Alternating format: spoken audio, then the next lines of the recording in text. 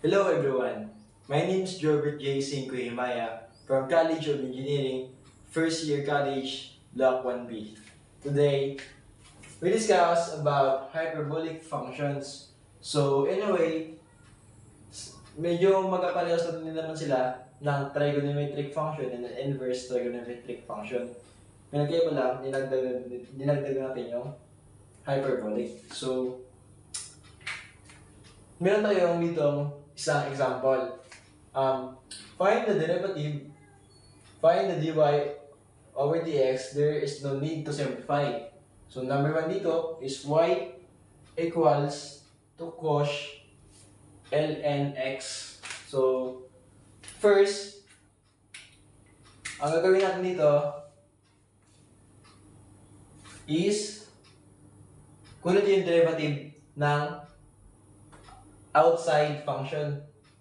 So, yung derivative niya,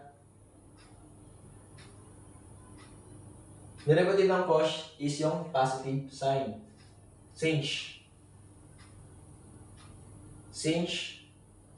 L.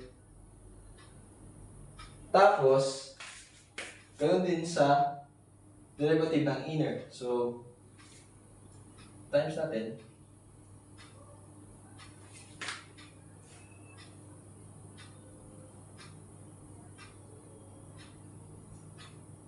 So, derivative niya is same pa din. So, we all know that ln h is equals to 1 all over of x.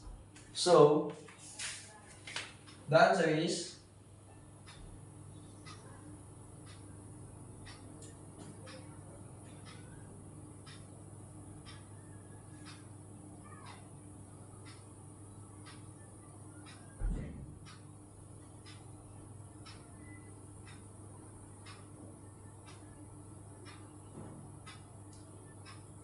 So, ayan po yung sagot natin. So, paano nga ba natin nakuha?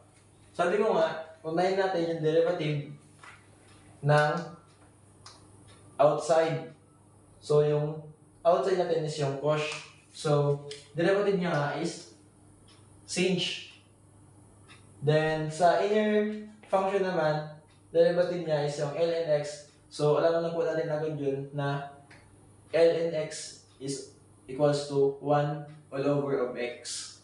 So, kaya ang sagot natin is dy over dx equals to sinh ln x all over of x. So, yun lamang po. And naway po may matutunan po kayo sa video ito.